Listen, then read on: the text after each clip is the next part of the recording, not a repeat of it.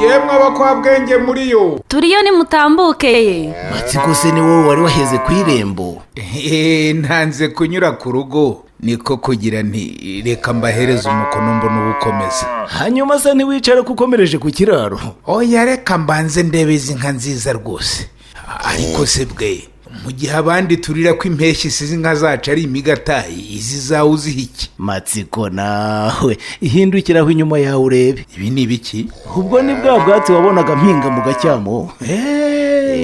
Narabuhunitse rero ngenda nkuraho ubwo mpa amatungo yanjye igihe impeshyi yari imeze nabi. Uko uzibona uko rwose umukamo wazo ntiwagabanutse kuko zitigeze zisonza. Bwe ndakwemeye uri bwenge koko.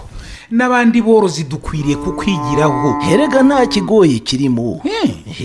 No gushaka imbuto y'ubwatsi bwiza, yego, iy'ibinyampeke n'iy'ibinyamisogwe.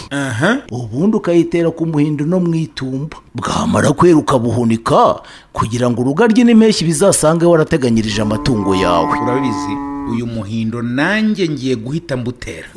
Mu gihe cy'izuba aborozi bakunze guhura n'ibura ry'ubwatsi, amatungo akazaharira, umusaruro uyakomokaho ugakendera. Niyo mpamvu muri iki gihe cy'umuhindo dushishikarizwa guhinga ubwatsi bw'amatungo no kubuhunika, tukazanabigenza dutyo no mu gihe cy'itumba kugira ngo tubashe guhangana n'ibihe by'izuba. Uramutse ukeneye kugura imbuto y'ubwatsi bw'amatungo wahamagara ku mirongo ya telefoni itishyurwa ya RAB ariyo 46 76 cyangwa